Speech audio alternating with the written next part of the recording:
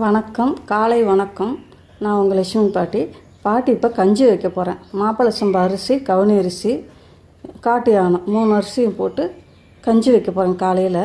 அந்த கஞ்சிக்கு நான் என்னென்ன போடுறேன்னாக்க, நல்லா ஹெல்த்தியான ஃபுட்டு தான் போடுறேன் பாருங்கள். வெஜிடபிள்ஸு ஒரே ஒரு கேரட் கட் பண்ணி வச்சுருக்கிறேன், ஒரு குடமிளகா கட் பண்ணி வச்சுருக்கிறேன், ஒரு 100 கிராம் கோஸு கட் பண்ணி வச்சுருக்கேன், 4 பச்சை மிளகா வச்சுருக்கிறேன் பாருங்கள், 4 பச்சை மிளகா, ஒரு 100 கிராம் சின்ன வெங்காயம் கட் பண்ணி வச்சுருக்கேன், ஒரு கட்டி பூண்டு பல், ஒரு கட்டி இஞ்சி வச்சுருக்கேன் பாருங்கள். இஞ்சி இடித்து தான் போட போகிறேன். கருவேப்பிலை தலை வச்சுருக்கேன், ஒரே ஒரு தக்காளி பழம் வச்சுருக்கிறேன். சின்ன புளிப்பு சுவைக்காக ஒரே ஒரு தக்காளி பழம். இது வேணும்னா போடலாம், வேணாட்டி இது ஆப்ஷன் தான். தக்காளி பழம் வேணாட்டி நிறுத்திடுங்க. போட்டிங்கன்னா கொஞ்சம் புளிப்பு சுவை கிடைக்கும். இது பார்த்திங்கன்னா கொத்தமல்லி தலையும், இது புதினா தலை கொஞ்சம், கொத்தமல்லி தலை கொஞ்சம் வச்சுருக்கிறேன். ஒரு 5 விரலில் பிடிக்கிற மாதிரி வச்சுருக்கிறேன். பாட்டி இப்போ காட்டு யானமும் கவுனி அரிசி எவ்வளோ போடுறேன்றதை உங்களுக்கு காமிக்கிறேன். பார்த்திங்கன்னா காட்டு யானமும் மாப்பிள்ளை சம்பாவும் ஒன்றா கலந்து வச்சுருக்கிறேன் பாட்டி. அது 100 கிராம் போட்டுக்கிறேன்.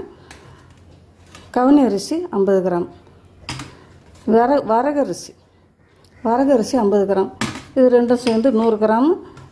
மாப்பிள்ளை சம்பாவும் காட்டு யானமும் 100 கிராம், இதெல்லாம் சேர்த்து 200 கிராம். அதிகமாக போடாதீங்க, கஞ்சி கொஞ்சம் டேஸ்ட்டு நல்லா வரணுன்னா கொஞ்சம் கம்மியாக தான் அரிசி போடணும். காய்கறியெல்லாம் நம்ம போடுறோம் இல்லையா. நீங்கள் காய்கறி இல்லாட்டி என்ன பண்ணுங்கள், உங்கள் வீட்டு பக்கத்தில் மரம்,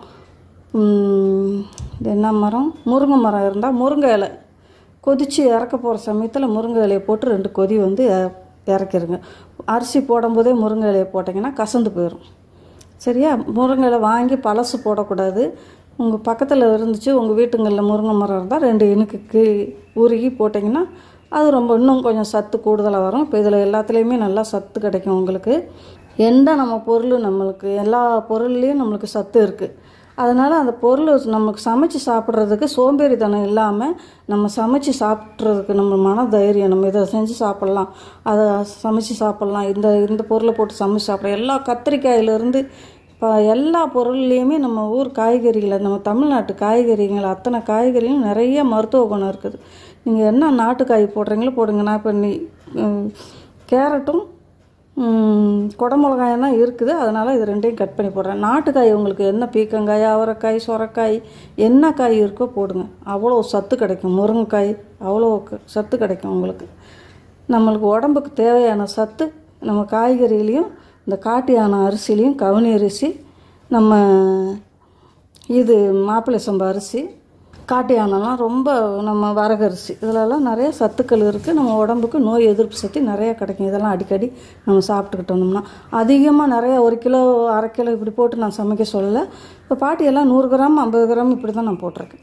இப்படி செஞ்சு 1 கிலோ வாங்கி வச்சுக்கிட்டிங்கனாலே உங்களுக்கு 1 கிலோ வாங்கி வச்சுக்கிட்டா 1 மாதம் நம்மளுக்கு கரெக்டாக 1 மாதத்துக்கு மேலேயே வரும். நம்ம அதையே நம்ம சாப்பிட போகிறது கிடையாது இல்லையா.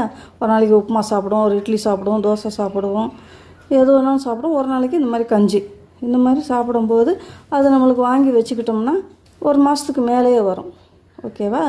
பாட்டி இப்போ இது 3ஐயும் கழுவிட்டு மிக்சியில் போட்டு ஒரு கொஞ்சம் குருணை மாதிரி அரைச்சிக்கிறணும். அப்போ தான் கஞ்சி நல்லாயிருக்கும் குடிக்கிறதுக்கு. அது நான் கழுவிட்டு அரைச்சிட்டு உங்களுக்கு கஞ்சி சமைக்கும்போது உங்களுக்கு காமிக்கிறேன். பார்த்திங்கன்னா எல்லாம் கழுவிட்டு மிக்சியில் போட்டேன். இது நான் அரைச்சிட்டு வந்துடுறேன். பார்த்திங்கன்னா நான் இப்போ குக்கர் வச்சுட்டேன். இந்த செம்பை பற்றி நான் ஏற்கனவே உங்கள்கிட்ட காமிச்சிருக்கிறேன். இது கரெக்டாக 1 லிட்டர் தண்ணி பிடிக்கும் இந்த செம்பு.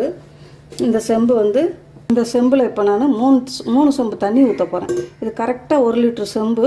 இந்த செம்பில் 3 செம்பு தண்ணி ஊற்றுறேன்.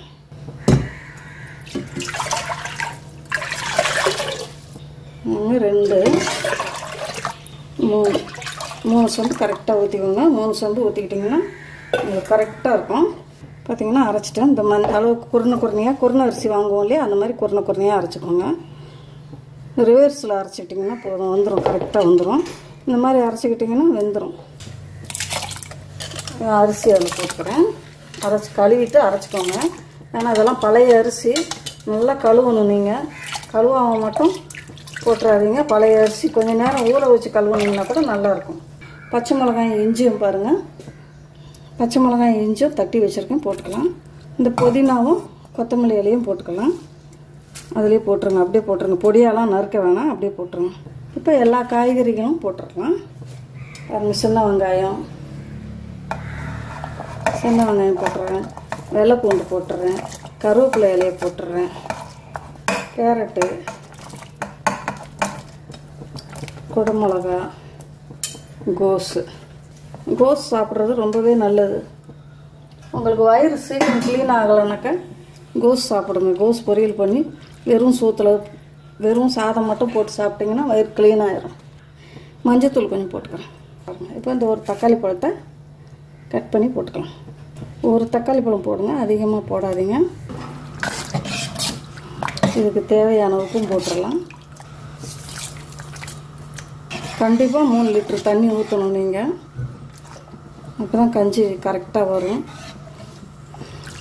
கொஞ்சம் பெரிய குக்கர்லேயே வச்சுக்கோங்க. குக்கரில் வச்சுக்கணும். ஏன்னா காட்டி ஆனம் கவுனி அரிசிலாம் வேகிறதுக்கு லேட் ஆகும், அதனால தான் குக்கரில் வைக்க சொல்கிறது. அடுப்பு வச்சுருந்தீங்கன்னா அதில் போட்டிங்கன்னா அது அழகாக தணல்லே வெந்து வரும். இப்போ இது கூட முக்கியமான பொருள் போட போகிறேன், அது உங்களுக்கு காமிக்கிறேன். இங்கே பாருங்க, ஆட்டோட சுற்று கொழுப்புனாக்கா அடி வயிற்றில் இருக்கிற கொழுப்பு. இது போட்டிங்கன்னா நம்மளுக்கு அந்த கஞ்சி நம்ம வயிற்று புண்ணு, வாய் புண்ணு இதெல்லாம் ஆறிடும். இந்த கொழுப்பு வந்து நம்ம உடம்புக்கு ரொம்ப நல்லது. நம்ம வெளியில் கடைகளில் சூப்பெல்லாம் வாங்கி குடிக்கிறோம் இல்லையா, அந்த கொழுப்பு போட்டு தான் அவங்க சூப் செய்வாங்க. அப்போ அந்த டேஸ்ட்டும் நம்மளுக்கு நல்லா கொடுக்கும். நான்வெஜ் சாப்பிடாதவங்க போடாதீங்க.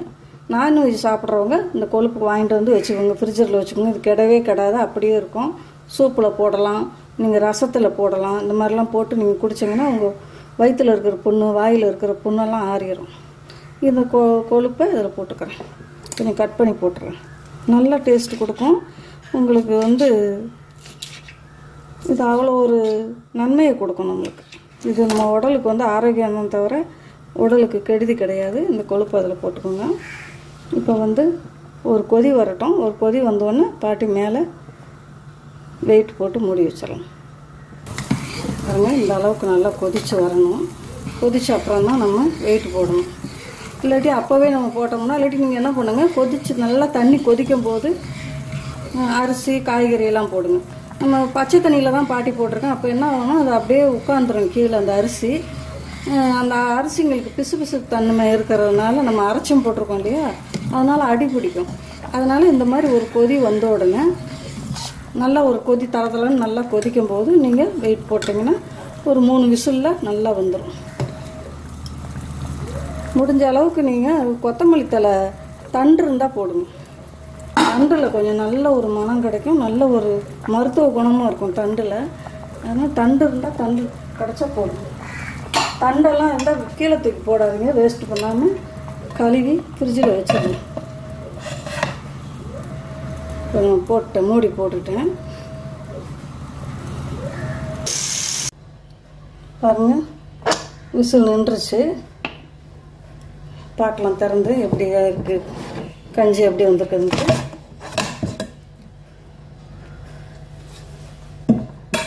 தண்ணி நல்லாவே ஊற்றுங்க. அதுக்கப்புறம் நீங்கள் தண்ணி ஊற்றக்கூடாது.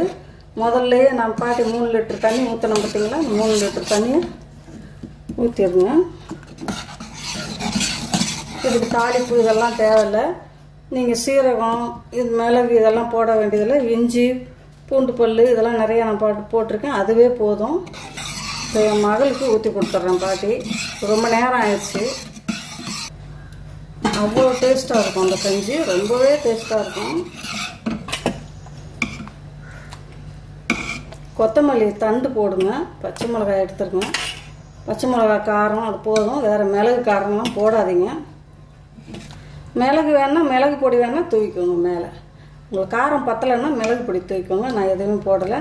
மிளகு பொடியெல்லாம் இன்னொரு கஞ்சியில் நான் போட்டு காமிக்கிறேன். இந்த கஞ்சிக்கு இப்படி போட்டால் தான் நல்லா டேஸ்ட் வரும். அந்த அரிசியோட டேஸ்ட்டு நல்லாயிருக்கும் நம்மளுக்கு. பார்த்தீங்கன்னா அந்த கஞ்சி ஆற வச்சுருக்கிறேன் என் பொண்ணுக்கு கொடுக்கறதுக்கு. லேட் ஆகிடுச்சு, சீக்கிரம் அவளுக்கு ஆற வச்சு கொடுத்துருவோம். இதே மாதிரி நீங்கள் கஞ்சி வச்சு உங்கள் குழந்தைங்களுக்கும் கொடுங்க. ரொம்ப ஆரோக்கியமாக இருக்கும், ரொம்ப நல்லாயிருக்கும். நல்லா சத்தான கஞ்சி, எல்லா சத்தும் கிடைக்கும். இந்த காட்டியானம் அரிசி, காட்டியானம், மாப்பிள்ளை சம்பா, கவுனி அரிசி நம்ம போட்டிருக்க. நீங்கள் வேறு பட்டாணியெல்லாம் போட்டுக்கோங்க. பட்டாணி போடலாம், பீன்ஸ் போடலாம், இதில் ராஜ்மா போடலாம், என்ன வேணாலும் போடலாம், நம்ம இஷ்டம்தான். போட்டோம்னா எல்லாம் நம்ம சாப்பிட்றதுக்கு நினைக்கிறோமோ அத்தனை பொருள்லேயும் எல்லாத்துக்கும் ஒரு ஒரு சத்து கிடைக்கும் நம்மளுக்கு. அதை நம்ம கரெக்டாக சமைச்சு சாப்பிட்டோம்னா போதும். ஓகேவா? இந்த வீடியோ பாட்டி இதோட முடிச்சுக்கிறேன். இந்த கஞ்சி வீடியோ உங்களுக்கு பிடிச்சிருந்ததுன்னா பாட்டிக்கு லைக் பண்ணுங்கள், ஷேர் பண்ணுங்கள், கமெண்ட் பண்ணுங்கள். பாட்டிக்கு மறக்காமல் சப்ஸ்கிரைப் பண்ணுங்கள். உங்கள் ஃப்ரெண்ட்ஸ்க்கெலாம் ஷேர் பண்ணுங்கள். மறக்காமல் ஒரு தடவை ட்ரை பண்ணி பாருங்கள். இந்த மாதிரி கஞ்சி குடிக்கிறதுக்கு ரொம்பவே டேஸ்ட்டாக இருக்கும் அந்த கஞ்சி. உங்கள் ஃப்ரெண்ட்ஸுக்கு ஷேர் பண்ணுங்கள். அடுத்து ஒரு நல்ல வீடியோவில் உங்களை சந்திக்கிறேன். தேங்க்யூ.